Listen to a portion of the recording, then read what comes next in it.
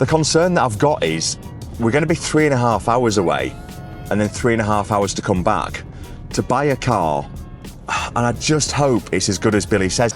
He described this car as a used car but like new, which is the worst thing a salesman can say because it doesn't sound very convincing.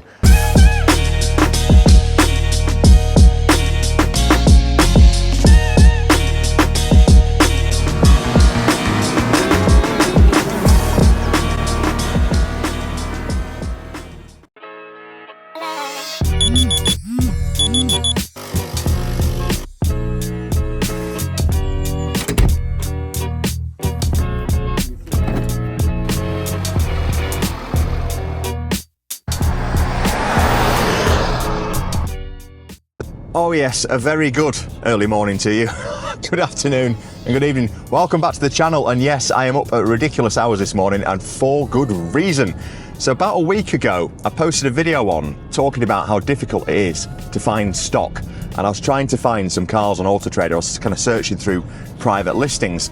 Now a couple of subscribers, car going the other way, taking a picture of that beautiful sunrise this morning. Oh, I love this drive to work. However, a lot of subscribers have got in touch and said, I'm selling my car, why don't you come and look at mine? And I've kind of had a couple of chats with a couple of different people. However, in the meantime, I've been trying to buy a Mercedes A-Class from Auto Trader off a lady in Manchester. Now, if you've not seen the video, essentially what's happened is I found it online. It looked like I had a bit of a decent margin on to start with, or at least something to go at. Had a conversation on the phone.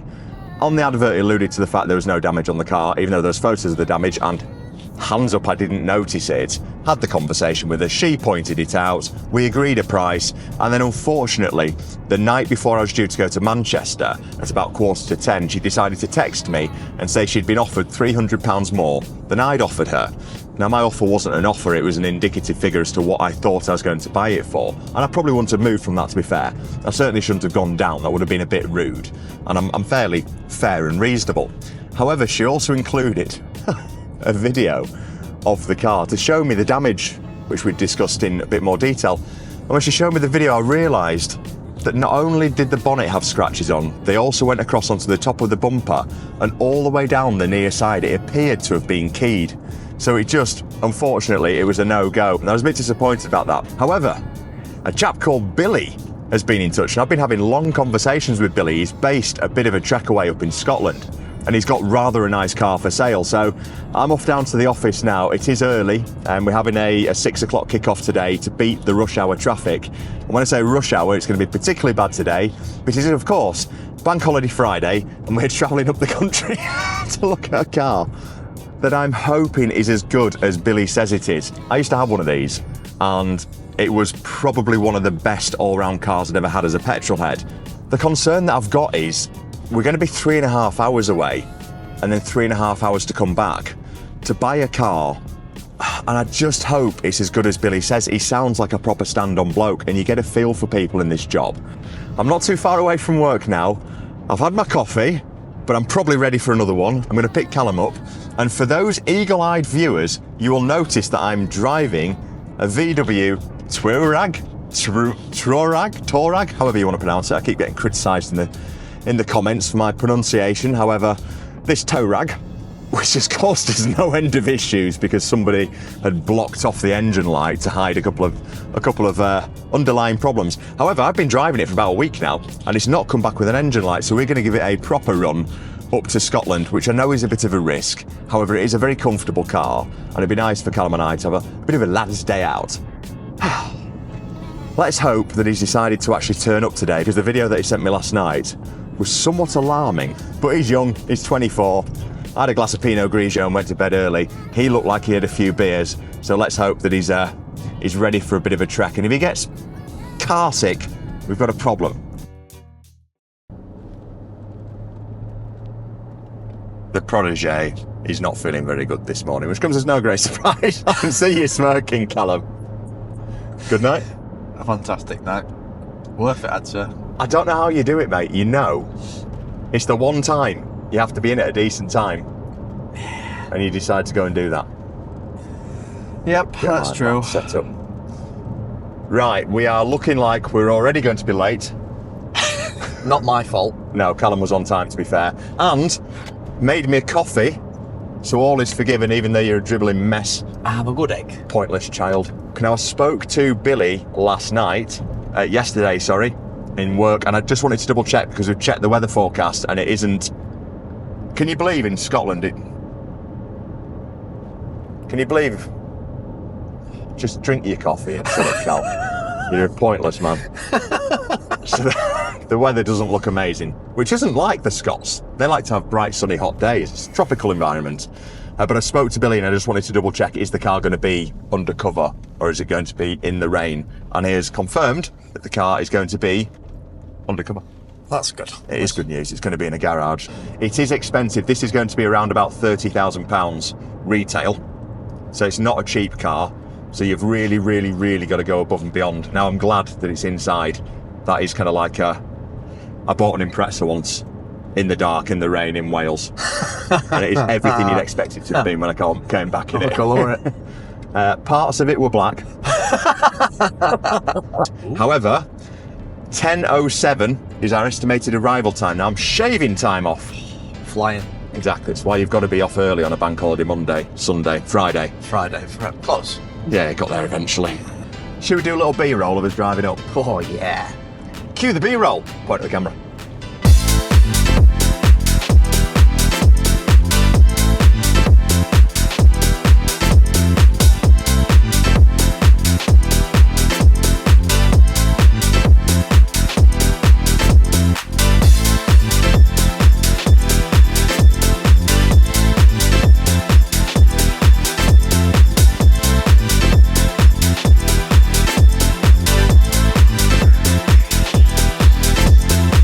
Hours on Google Maps doesn't like a long time, does it, until you actually do it? So we are now 5 minutes away from seeing Bel Air. The Scottish accents that have been used in this car on this journey have been absolutely criminal. They've come out it strong, haven't they? They've come out strong. I think we've just embraced the culture. We have embraced the culture. I've dealt with the Scottish a lot. And when they give you a number, whether they're buying and selling, that's usually the number that you deal on.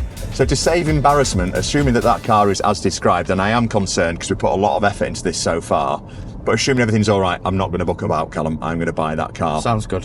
We'll just give it a good inspection.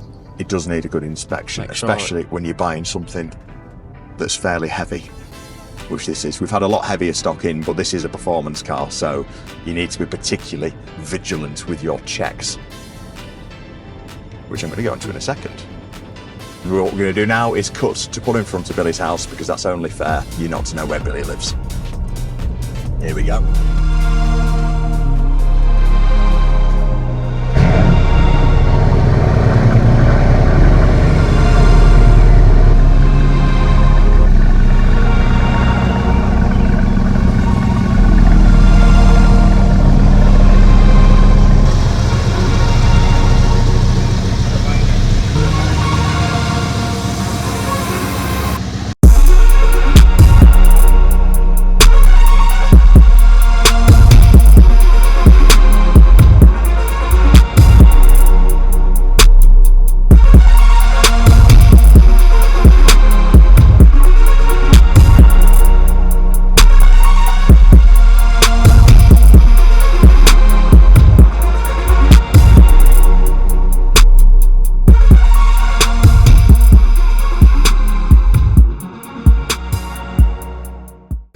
Billy's just asked me the question if he's let me down.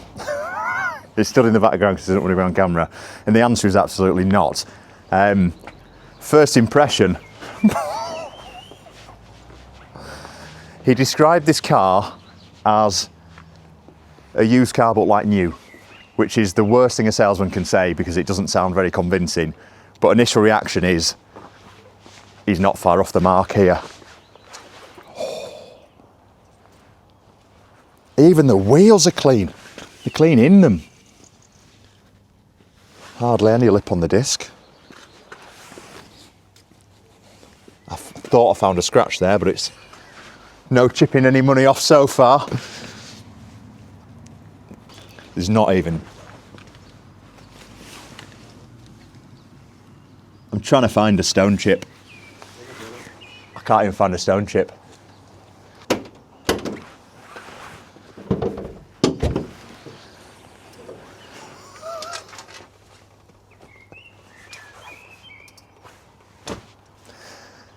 It's immaculate.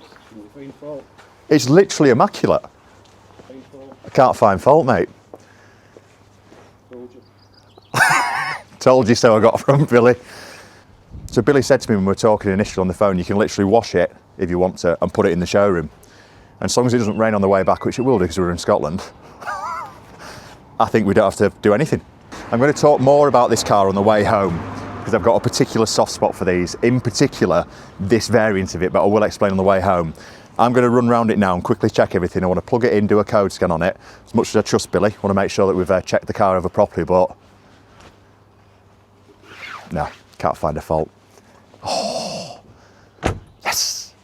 Okay, so now I've got to do the important stuff, and this is stuff that people don't see you do. So this is a new machine by Top Don. We've got our backup machine that we normally use anyway, but I'm going to try it. I'm not plugging it. I just want to see whether or not there's anything on here. So let's find Mercedes.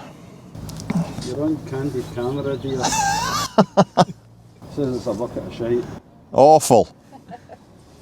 Have you got the logbook with you as well, Billy? Yeah, in the house. Right, perfect, thank you.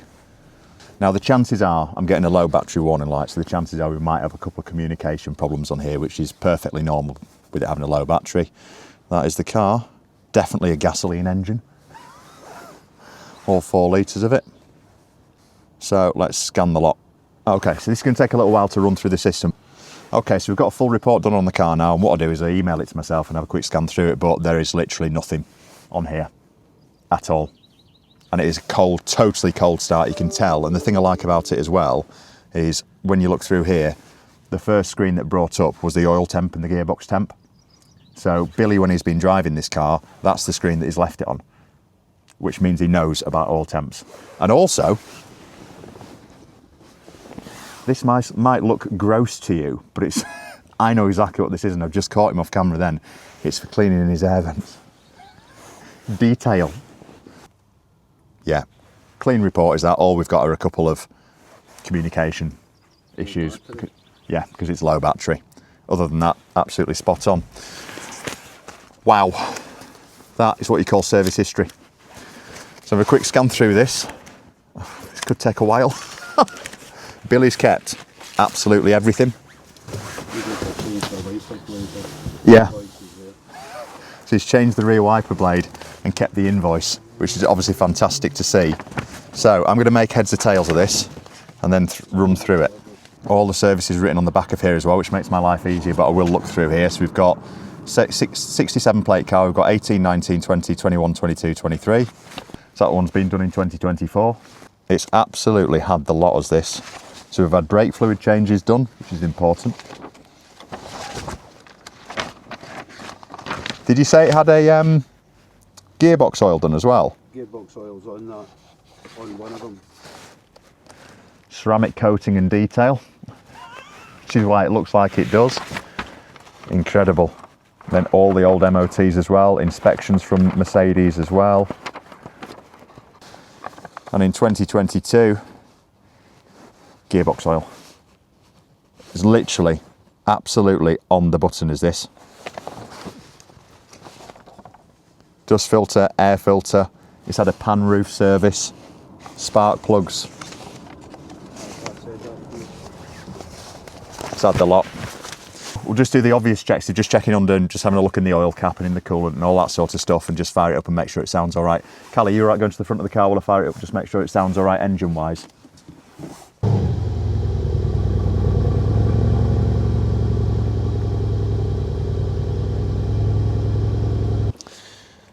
Ooh. Obviously it's perfect. You just want to, even if a car looks good, you just want to make sure you're doing all your checks and everything, but all the chassis legs look good and everything. Nice and clean. Perfect. Mega. Right, I think the obvious thing to do is to whiz it around the block, which we will be doing, and then me and Billy need to have a chat and sort some money out.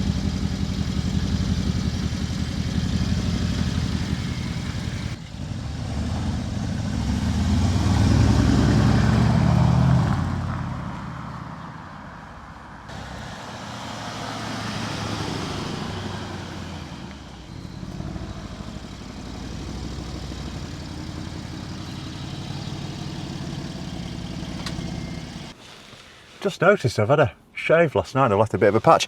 Anyway, what an amazing bloke Billy was, and honestly, I'm so pleased with this car. We squared up and paid. However, the first thing I did before I paid him, and this is quite important on any car that you buy, and I know that I'm sort of preaching to the converted. That's that battery light again. I suspect we might end up putting a battery on this, but it's going to get a good run back. I use a HPI checking system, which is Auto Trader, but I also use Vehicle Score as well. So you'll come across this, plenty of YouTubers talk about it. However, it is well worth doing. So I've done a report on this, and I'll just talk it through with you now. So should be up on the screen. It basically gives you a score out of 1,000 or out of 999. This one was 923, which is really good. So there's nothing on here. So there's no outstanding finance. It's not been an insurance write-off. It's not a high-risk vehicle. No records of destruction, so it's not been scrapped, etc. It's not been colour changed. Now, the one thing that they did pull up on it is had a private plate on it. And this has actually had a private plate on top of a private plate in the past. So it's nothing to worry about, but the original plate is KR67, then it's had a private one, MC57, and then on top of that we've obviously got this K3 TVV, which Billy has very kindly allowed me to keep. So yeah, really pleased. We've got all the previous owners on here, of which has got 4 previous keepers, so that's normal. And then it gives me valuations on here as well, which is interesting. Now, I've purposefully not talked about money on this car, and that's because Billy's quite a private man. I'm more than happy to talk about margin, but on this one, I can tell you what it's going to retail at, but I don't want to tell you what I bought it for, and that's purely because that's how Billy wants to do it, which is fine. But to give you a bit of an idea, it's showing that dealer forecourt price is 35 grand, and trade is 28, there or thereabouts. You're never going to buy a car with a 7 grand margin like that. I certainly didn't do that well, but it's got the list price on here at 64. So it's got literally everything that you could possibly want on here. Age is good, mileage is good, MOTs, only ever failed 1 MOT, and that's because of the number plates. I've already checked that out. So I was confident when I bought the car. There's a link below to Vehicle Score. It is a dead easy system to use. Now we road test it. I've already been out in it, but I get the pleasure of driving this C63 home. I'm going to talk you through why I think this particular model is the one to buy. I absolutely love it. So well into the journey home now, I've had a good feel for the car, and it obviously feels spot on, as you'd expect. I mean, that is a man who has taken care of his car properly. That is exactly the sort of stuff I like to buy. Service history is unbelievable. So yeah, I'm really pleased. However, I did mention that this is the specific model that I like, and we're going to explain that to you now. So they do different variants of the C63. There's 3 different ones now, although there's been facelifts in between. The first one be the W204. Now, I own that car. We've had plenty in stock as well, and that is the naturally aspirated 6.2 litre, although people sometimes call it a 6.3. It isn't. 6.2 litre V8 engine, 450 whatever horsepower. Absolute machine. I loved it. I owned it for about 2 years, but it got to a point where I was a financial advisor at the time, and I didn't really like taking it to client meetings because of the way that it fired up. It sounded like cracking a whip when you fired that car up. It was God, I loved it. But when you're trying to be modest and tell people how to invest their pensions, it's not a good look. So unfortunately, I had to get rid of that car in the end. Now, what I did do is I ended up replacing that car with a W205. This being a W205. The next generation is, I'm guessing, W206. I've not really researched it much, and that is going to be a 2 litre hybrid. Now, they're meant to be brutally fast, but they're meant to sound a bit like a Flymo. That, you know, it's such a shame it's always meant to be the big fat V8. The reason I like this particular one, on the W205, they do a S and a non-S, and a reviewed one that we had in stock a while ago, a convertible. It was one of the first YouTube videos that we did. And with the S, essentially what you get, this isn't an S, is bucket seats, a electronic rear diff, electronic engine mounts, and a little bit more power. That is essentially the difference. So on the older ones, it used to be called the Performance Pack. On the new ones, it's called the S. Now, that's all well and good, but the problem with it is the difference in power isn't huge, so you're not really going to notice it. The electronic engine mounts are probably the sort of thing that you'd maybe notice on a track. The electronic rear diff is probably something that you're going to notice only on a track. And the seats, as gorgeous as they are, and they truly are a work of art, those seats, they're just not comfortable, in my opinion. They're great for short commutes, round track, that sort of stuff, but they're not very good for long commutes. So I'm on a 3-hour sling now back from Glasgow, and I would absolutely not want to be sat in those seats. So for me, I think the non-S is actually the version that you want, if that kind of makes sense, in particular on an estate, because an estate is going to be the sort of car that is, let's face it, not going to be getting chucked round Croft and round an Nürburgring and all the other stuff that goes with it. This, spec-wise, it's got the nicer wheels, which I prefer. It's got the Burmeister sound system and the pan roof, which is all because it's got the Premium Plus pack.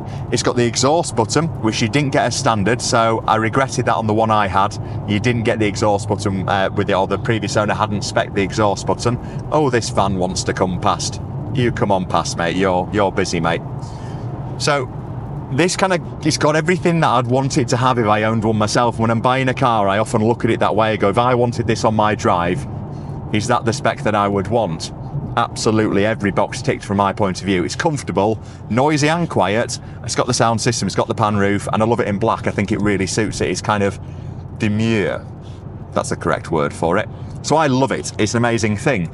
Now, we agreed a price on the car. There were a couple of little bits that we ended up finding as we're going around it. There's a tiny little dent, it's something and nothing, and a tiny, tiny little scratch as well, which is something and nothing. The dent I'll be doing before we sell it, the scratch I'll be leaving, because it all looks fairly original and genuine, this car, and the last thing you want to do is really start painting it for tiny blemishes. I think it'd be better to just touch something in and give it a polish. Condition-wise, it's fab. It's been ceramic coated, and I'm driving it in the rain on the way back, and it's just beading and falling off the car. It looks amazing. So we'd agreed a price on the phone before I went over with Billy, and I said earlier on before we met him that I probably wasn't going to negotiate, because I was actually quite happy with the price that we'd sort of kind of agreed. I probably could have chipped a little bit for the fact that the battery might need replacing. It's fired up all right, but these are AGM batteries, and it's telling me the stop-start isn't working, so that probably wants addressing. That tiny little dent, I reckon I could have been a git and squeezed a couple of £100 out the deal, but when there's enough meat on the bone, that's the sort of thing that gives car dealers a bad reputation. I remember my dad, he sold his Jaguar XKR. Beautiful condition. It was a Stratstone limited edition. They made 30 of them, 15 convertibles, 15 coupes. He had number 30 of 30, so the last one that they made was just a convertible. Gorgeous blue, massive OZ wheels. Anyway, I'm rabbiting on now, I'm waffling. He ended up selling it to a car dealer, and this is way before I was in the game. I was in my early 20s at the time, and the dealer had agreed £30,000 to buy this car. It was perfect, besides a tiny, tiny little chip in the door edge, like where the seatbelt had got caught. I think my mum had caught it getting out, and he chipped him £100 for it. Now, we all know he probably wouldn't have painted it, he'd probably touched it in or whatever, and my dad ended up taking this, this £100 that he knocked off the car. He then went on the website and noticed that he put it up for £40,000. And you just think, you know what it is? For £100, why are you chipping him? My dad subsequently has gone on to own other XKRs. He's now in an Aston Martin. He loves that sort of thing. He'd love this, to be fair, but it's probably a little bit too young for him, if that sort of makes sense. And he did say at the time, I'll never use them again. So they've lost out on all these other deals. And I think you reap the benefit from the seeds that you sow, don't you? And for the sake of knocking £100 off for a dent and a couple of £100 off for a battery, don't make any sense, does it? He was a nice bloke, he's well taken care of. I think I know the margin on this car, and actually, it might even be a bigger margin than I first thought, now I'm looking at it in the flesh. So yeah, it's absolutely gorgeous, I love it. I'm genuinely really, really pleased. And I'm hoping there's a point here soon where I can stretch the legs of this thing, because I've not had a chance really yet. If this Fiesta gets out of my way, here we go.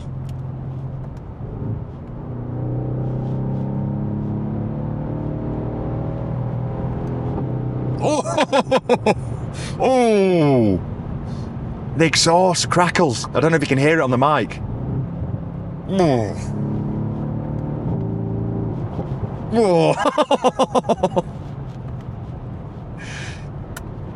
Just perfect. I prefer the old engine. They sounded better. There's no two ways about it. Naturally aspirated engines sound better than turbos, but that exhaust button is a game changer, and I looked at getting it retrofitted into my car, and it was a fortune to do. So the fact that this guy's got it already on with the spec, game changer. Also got 360 cameras as well.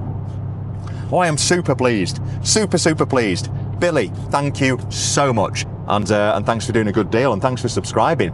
If you haven't subscribed, please do. If you've got a car for sale, I'll buy it. I've got another one coming in tomorrow actually from a subscriber, a Jaguar F-Type R on a 21 plate, 575 horsepower, those things now. I've never driven one actually. I've driven plenty of the older variants, but not one of the new one, and the 4-wheel drive as well, so that is going to be quite the machine. That comes in tomorrow, and then we've got a C63 going out in the morning as well, so we are busy again, and it is great to be back in the driver's seat.